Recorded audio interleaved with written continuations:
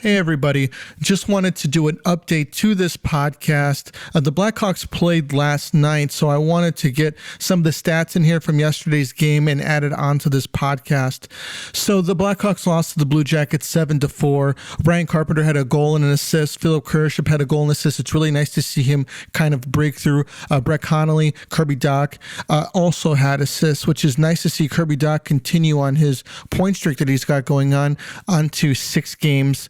Debrincat and Whistle both had goals. And Seth Jones, Patrick Kane, Dominic Kubalik, and Calvin DeHaan all had assists. So yeah, it was a high-scoring game. Seth Jones hit the post, I believe, like 2 or 3 times, which was crazy. It would have been nice if he could have, broke through on the score sheet. There was one where hit the post, bounced off another post, and it didn't go in, which is unfortunate. But Arvid Soderblom had a bit of a rough game last night. I don't think the defense was really that bad. I just think that, him being an AHL caliber goalie right now, he hasn't really had an opportunity at the pro level. He got a big dose of it yesterday versus the Blue Jackets. I would think that maybe they'll throw him in again tonight. Let him shake off that bad game yesterday, and give him an opportunity to kind of show himself. I think that he has some talent, but definitely still wet behind the ears, you could say. And I think that he definitely needs much more development. I didn't see the Blue Jackets really being that much of a juggernaut yesterday. I just think that it was turned into a bit of a shootout. At the end of the first period, it was 3-2 Blue Jackets. End of the second, it was 4-3, and then in the third, the Blue Jackets pulled away a little bit. The Blackhawks, they'd score a goal, then they would score, and extend the lead to two goals, and it seemed like the Blackhawks were chasing the game a bit. But we're going to break into our podcast now. We'll go over the Jets game that we actually won.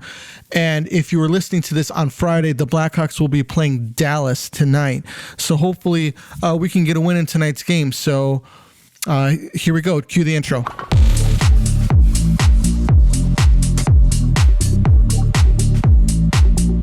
Welcome back to the Chicago Tomahawk. I'm Mike. I got my line mate Matt with me, and today we're going to go over the Blackhawks versus Winnipeg Jets win, which is great. We're going to go over some Blackhawk news and some NHL news. But before we get into it, check out the FHN.net. We're an FHN branded podcast, and we want you guys to check them out. They have news and other podcasts on the site. That's FHN.net.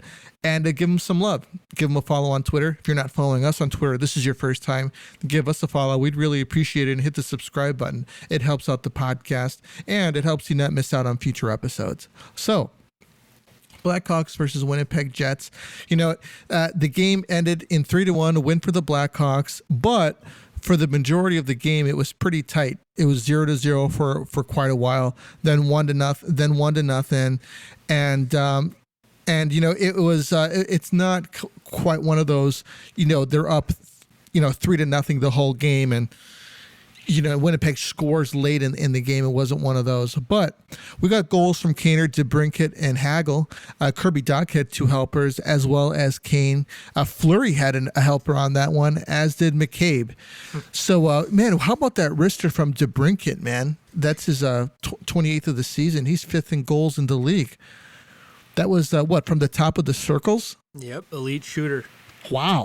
I've been saying as soon as he is eligible to get a contract extension, we need to give it to him, because the longer we wait, the more he's going to demand. That's just how good he is. Yep. And that's going to be this summer. He's eligible as of July 1st for an extension on his contract, as are Kane and Taves. So we'll be seeing some possible, rumors on what kind of contracts they'll want, hopefully, around the $5 million range. Taves, on the other hand, he could be, maybe thinking retirement, we don't know. But, we'll get to that, at another time. Fleury had 31 saves. I thought Fleury had a pretty strong game, man. He didn't seem to be flopping around in his crease. He looked really strong.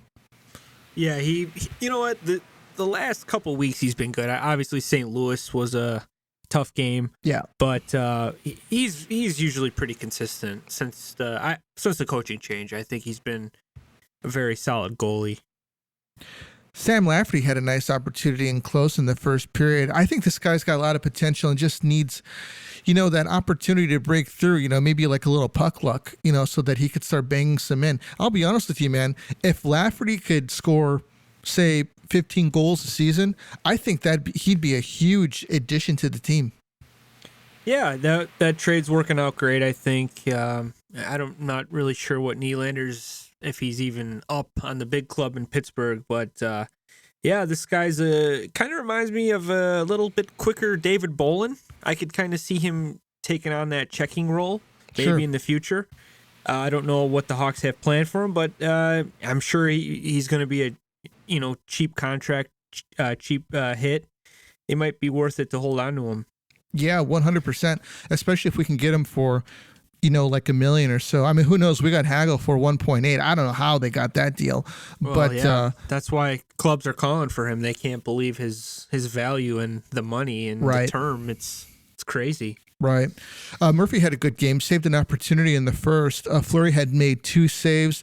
The puck trickled out into an open net area, and Murphy cleared it out. I thought he had really good awareness on that play. It really, really caught my attention.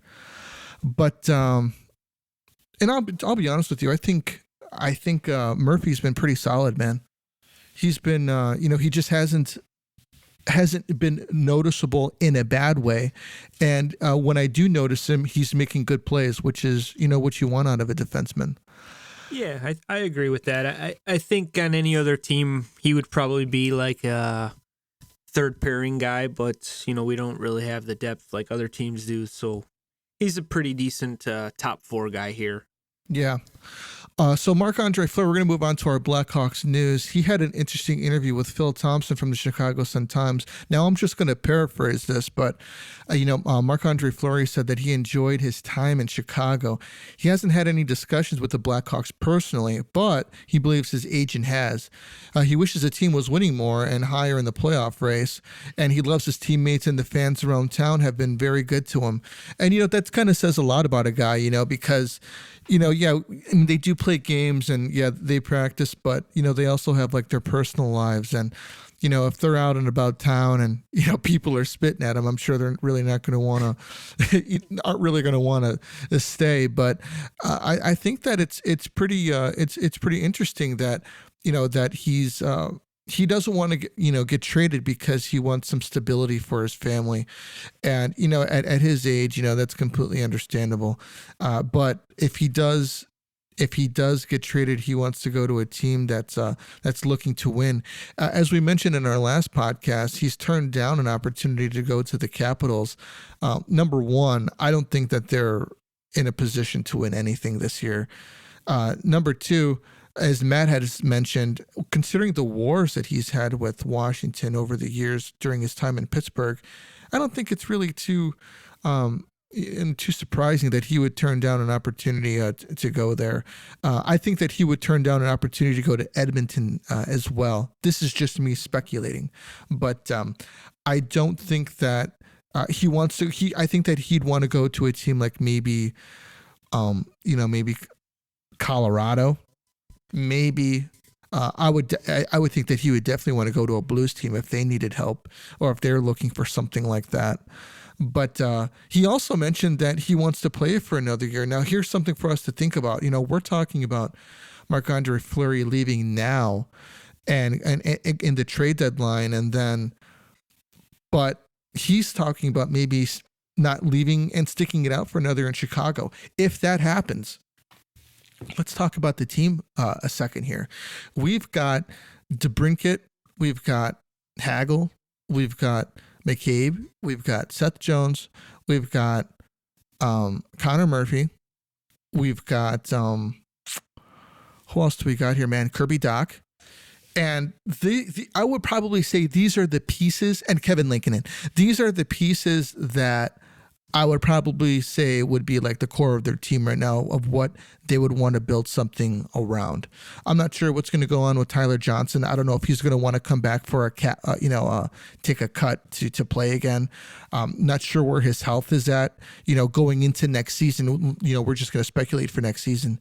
But do you think the Blackhawks would be in a position with maybe picking up a few guys, another center, and maybe another D-man, or even better, it's time for Ian Mitchell to come up to the big game, and we shore up our defensive end with some of these prospects that have been maturing in Rockford. What do you think, Matt? Yeah, funny you say Mitchell, because I actually just watched a few clips of him, and man, he looks good. He's skating the puck up well. I think he was in a shootout, too. He made a really nice move, almost like a forward-like move. And as for Fleury, it kind of, honestly, him saying he wants to play another year kind of threw me off a little bit. I had the impression this was his last year, you know. I don't think it would be smart for the Hawks to re-sign him, only because I think you're just hurting Kevin Lankinen. I think this guy, he needs the net now.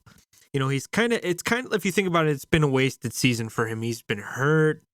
You know, Fleury's been they've been riding him hard, and he hasn't really gotten that much time. And then when he did get in, I thought Lankinen was good. The last game he played, he was fantastic. Yeah. And I think he got a hand injury or something, but yeah, he did. He stood on his head all night.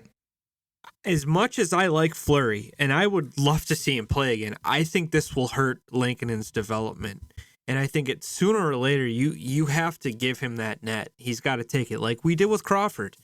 I remember when Niemi was traded, and they signed Turco, and they had Crawford, and it's like, all right, we don't want to give it to Crawford yet, but it's like, okay, Turco's over the hill. We gotta give Corey his net now, and they finally did, and the rest is history. 2 cups later, I mean, we gotta try this. But I think I would try to trade Fleury any way I can. There's teams out there, like I think I've heard the Rangers are interested in a backup option, and I still have this little feeling that Pittsburgh is going to still want him. Jari, you know, he's having a great season, but let's face it, man, he hasn't done anything in the playoffs yet. And if it doesn't work out, you got Marc Andre Fleury, who's been there before and knows how to win. I think it'd be a great option for Pittsburgh to bring him back.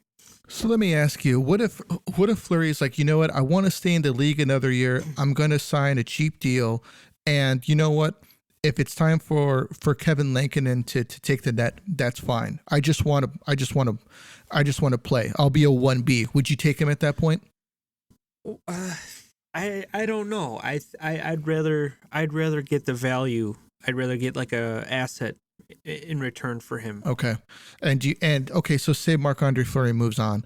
Who do we move up? Do you think Soderblom would be the backup, or do you think that he's ready for that? Because this guy seems like he's kind of come up out of nowhere, and he's making a big impression. Well, see, this is the thing. I don't think Fleury is going to sign here to be a backup, especially his last year of playing. Right. Why would he waste his time? You know. So I think the Hawks can maybe go out and get maybe we trade for somebody, and say like New York, that Gorgiev. Right. He's played some games. He's got some experience, and who knows? Maybe he could be the future here. You never know. But I would like to see a goaltender like that. I don't want any old dinosaur goalie like James Reimer, Craig Anderson. They're great. They were good back in the day. I'm not bashing those guys, but I'd like to see just like a Steve Bernier type of guy who's kind of jumped around a little bit, but he's a very solid backup. Even Mrazek, I think. I was actually just going to mention him. Yeah, Peter Mrazek. Yeah, without the E. Yeah, he's very good. So somebody like that, I think.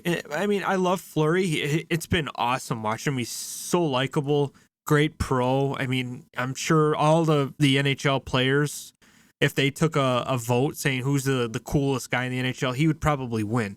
Just this has his personality is, but I just don't think it would be the right thing to do for the Hawks. Really interesting, especially considering how liked he is.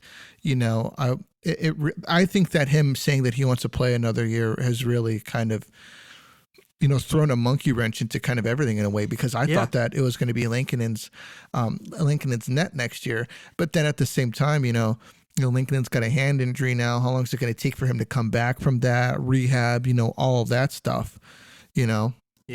I would love to see Fleury stay, but I mean, what if he's gonna? What kind of money deal do you think he would like? 3-4 million? I would Just say to maybe sit on 4.5. That's a lot of money for Yeah. say like a 1-year deal. That's a solid defenseman, and a depth defenseman, $4 million. So Yeah.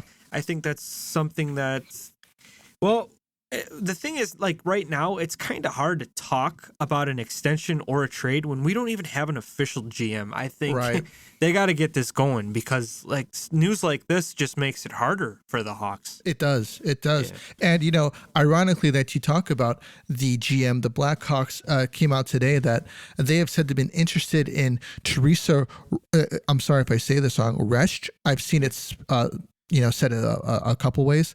She's the Toronto Raptors VP of Basketball Operations and Player Development. She was part of the staff that won the 2019 NBA championship. She has experience with basketball and the business operations side of the business.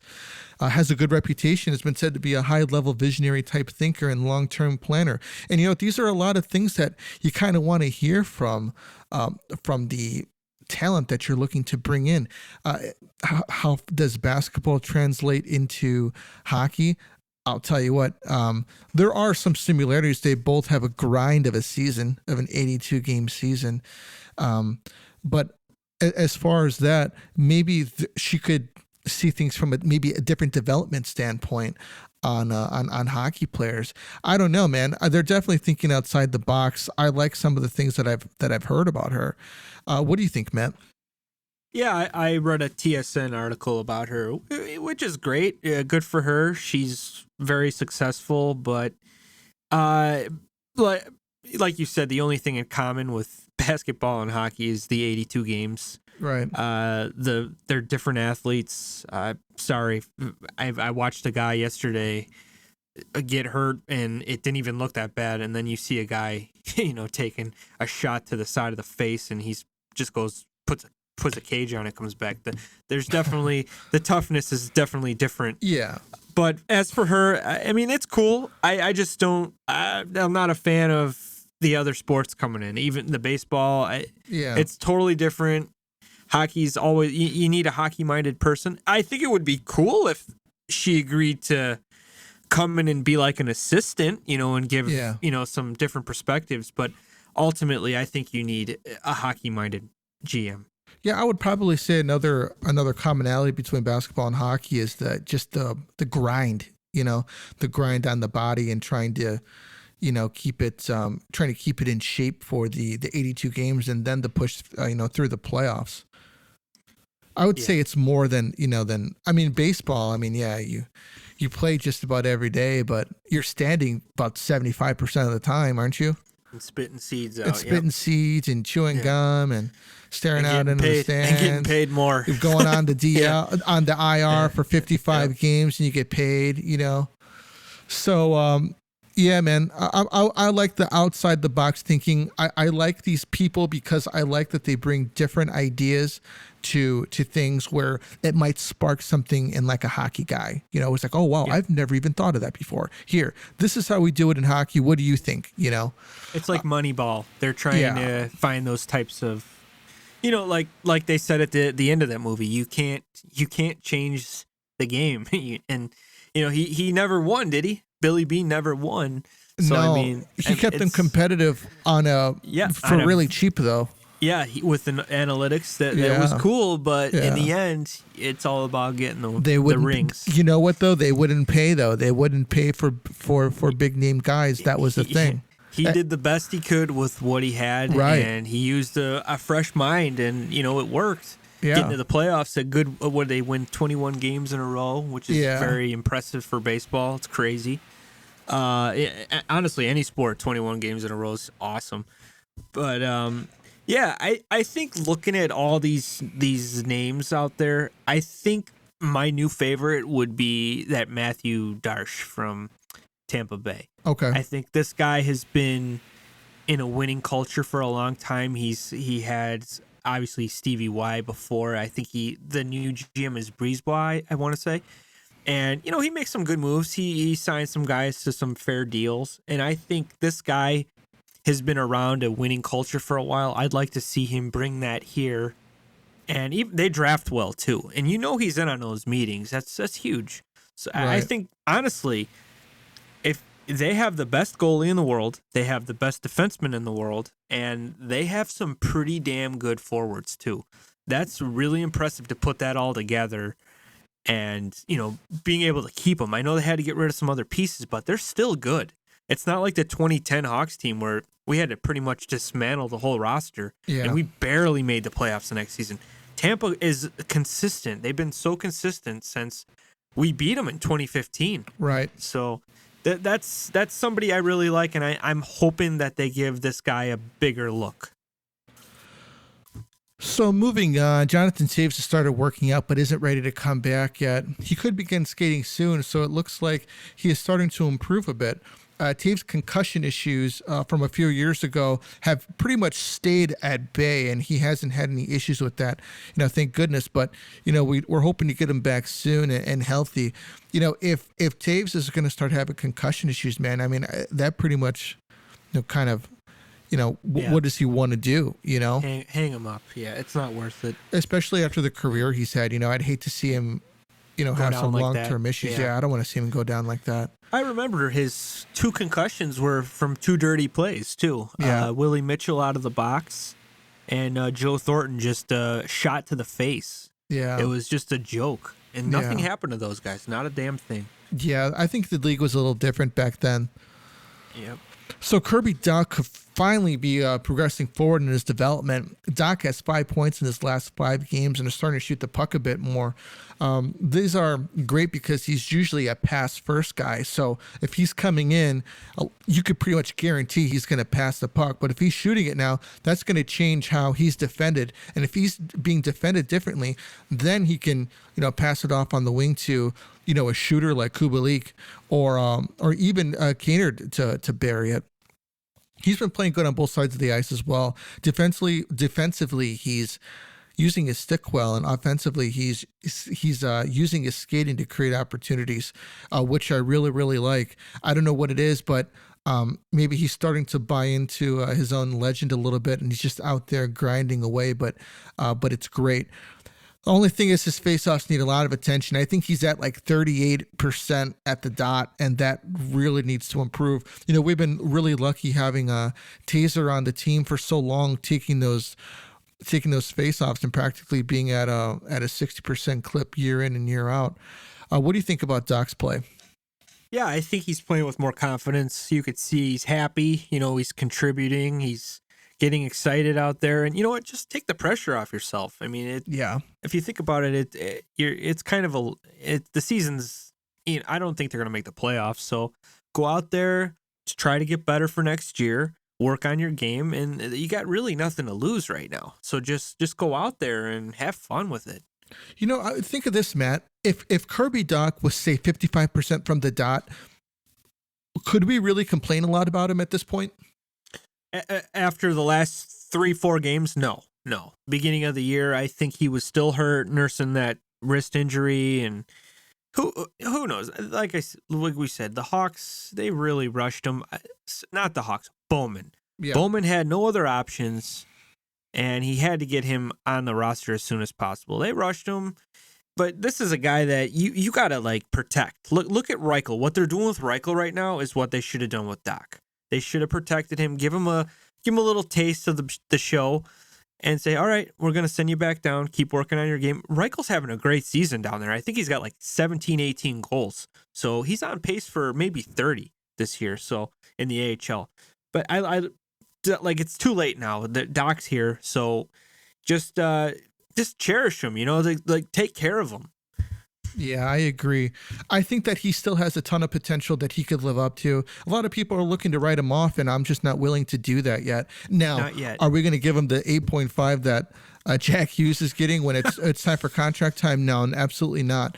But I think that Dach, if he starts putting up 30 goals a season, we could talk about we could talk about money after that, but he's going to be due a contract pretty soon. $2 million. Give him $2 million for 3 years and bridge it out. And say, hey, prove it, kid. Prove that you're better than Jack Hughes, because you possibly could be. Yeah. Yeah, Jack Hughes is small. He adds a lot of he can change the game, offensively, but I think Dach is more.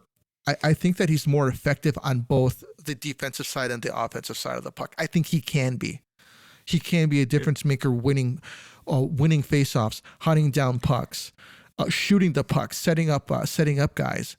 He skates really, really well, man, in the center of the ice. The only downside of his game is his faceoff percentage, really. He's more creative, I think, than Hughes. I think Dach can make better passes, and he sees the game better. Yeah. Jack Hughes is just going to put up numbers. That's it. He's going to just get his points and stuff. He's good.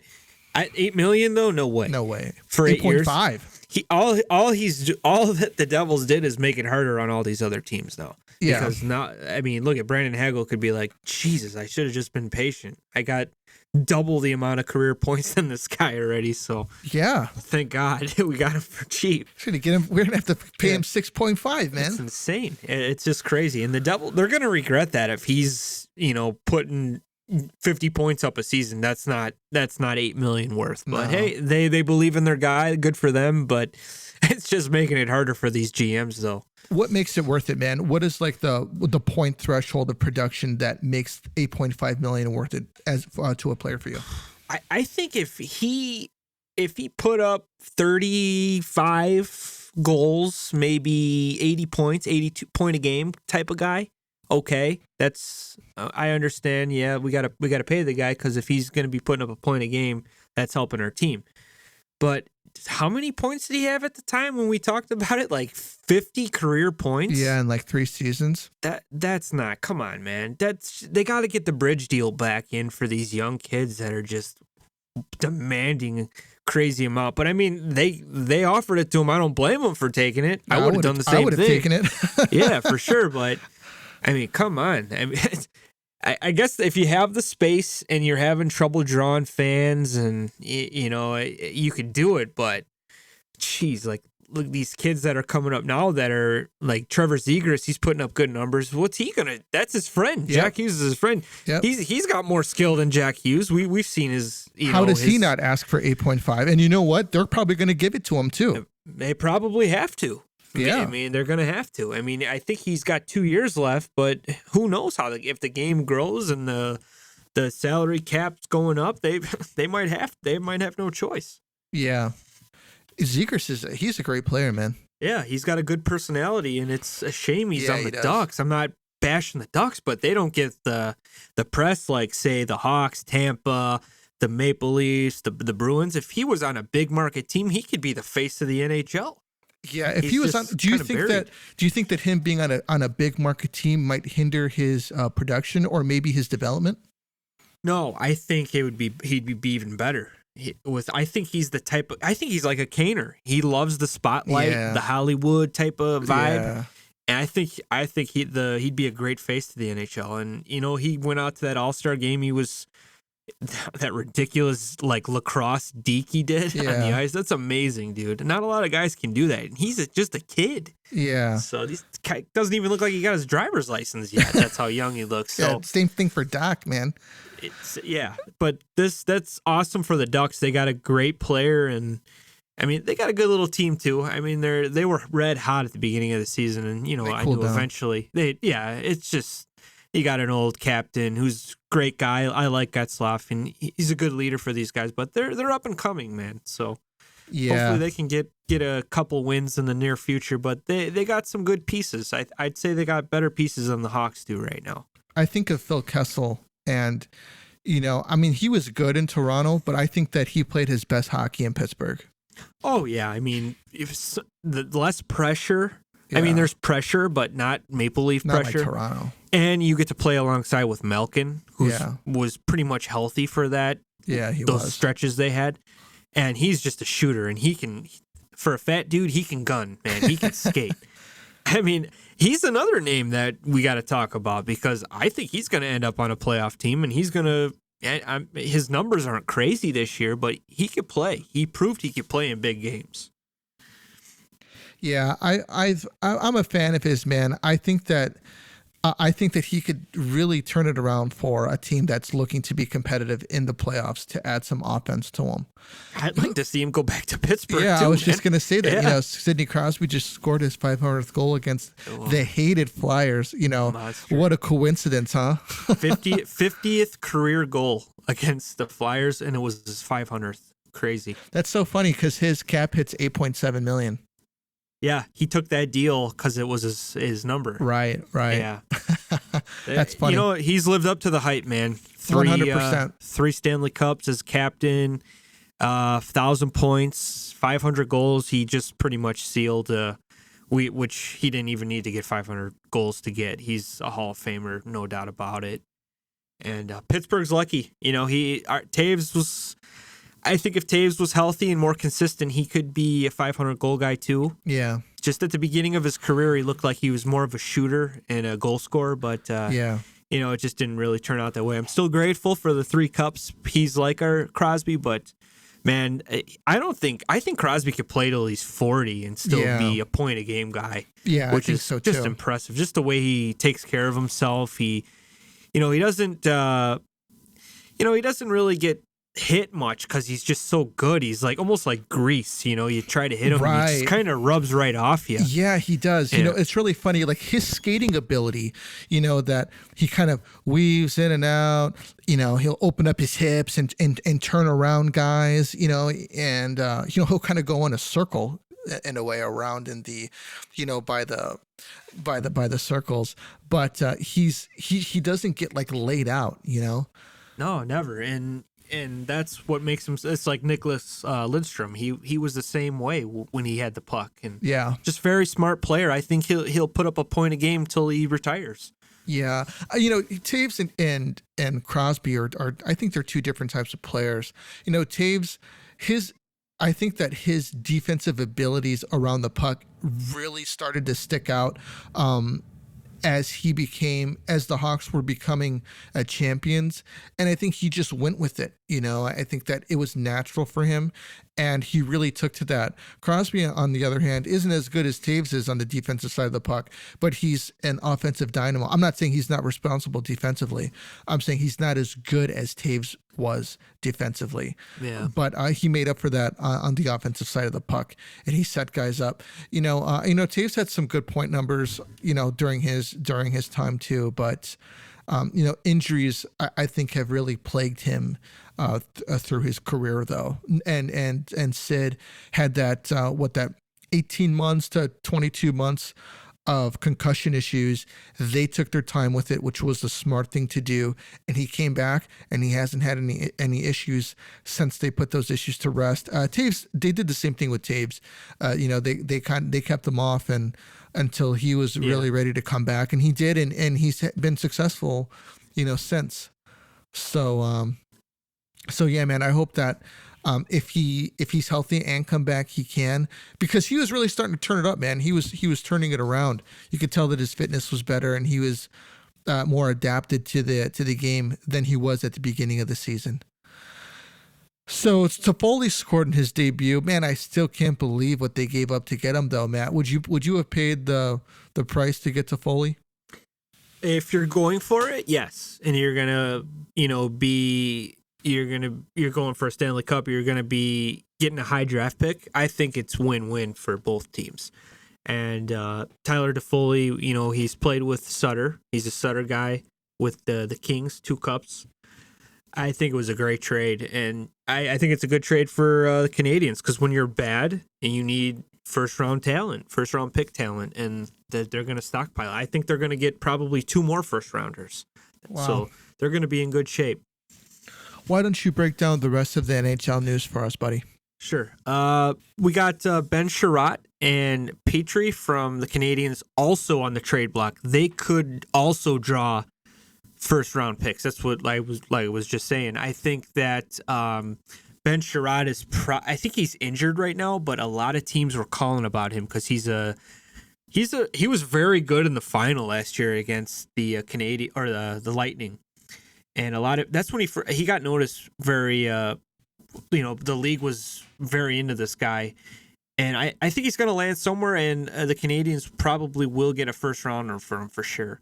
Who knows though? He's hurt, so it could be a couple weeks, but might be a decent top 4 guy to get. And by the way, did you watch the Panthers Canes game last night on TNT? I did not. I'm sorry. I did not. That was a playoff like game, man. That's how intense it was. Wow. I give credit to the crowd in Carolina. They were loud. They were cheering on, penalty kills when they were clearing the puck. And it's cool to see. They're not just cheering for goals. They're cheering for, plays. And it was cool to see. But that was a very good game. The Panthers won in OT. And just wanted to get to Barkov, man. This guy scored a highlight reel goal last night. He kind of reminds me of Marian Hossa, like where they're at right now. They got Jonathan Huberdeau, who's like the Kane right now. He's putting up a bunch of points. Barkov, like Hossa, scoring crazy goals, playing good two-way. And what's his name? Bobrovsky is finally living up to that $10 million a year cap hit. He's been playing good too. And I think this could be a playoff matchup. This is going to be awesome, man. I think it's going to go 7, and it's going to be, one of these guys are going to come out of the East. Yeah, I think, we've mentioned it before, Huberdeau's, it's like he's not even on anybody's radar. He's such a great player. Barkov, they've essentially got what the Blackhawks did, a decade ago. And, Barkov is an excellent center. Yeah, very, very good. He's underrated. Both of them are, Huberdeau and Barkov, like the Kane and Taves, if you will. They don't get enough press because they're in South Florida. And the other team in Florida is a back-to-back Stanley Cup champion. So I'm curious. Florida has to make a jump this year. They got to get over the hump. They have to make some noise. I think they should be very active at the deadline. If I'm the Panthers GM, I think it's Zito.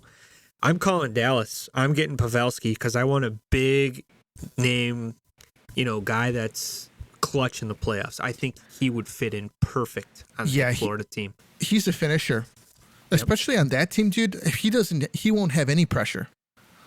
No, and you put him on the top 6. You could put him on the top line if you want. You put him with those two boys. Oh man, that's going to be a scary team. Very scary. So Matt, I was curious if, we were talking about this yesterday. If you wanted to mention Jack Eichel's contributions yesterday. Shutout. Yeah. Well, I thought he would. What did I say was going to happen? Nothing. You said you said a couple weeks. I went the opposite route, and I was wrong. Okay, good for you. But I think he's gonna be fine. Obviously, it's gonna take him a while, but I thought he would have had so much adrenaline going out there. Eichel's gonna get like 2 goals, but he said something funny after the game. I don't know if you heard it. The reporters asked him, "When was the last time you played?" And Eichel goes, "I don't remember, but I'm sure we lost." Another blow at the Buffalo burn. Sabres. Yeah. Just one more burn to the Sabres. Yeah, I think that he's going to need a little bit. Just like you said, he probably's got a ton of adrenaline, and he's that's not good. You need to play loose. And I think he's happy to be playing hockey again.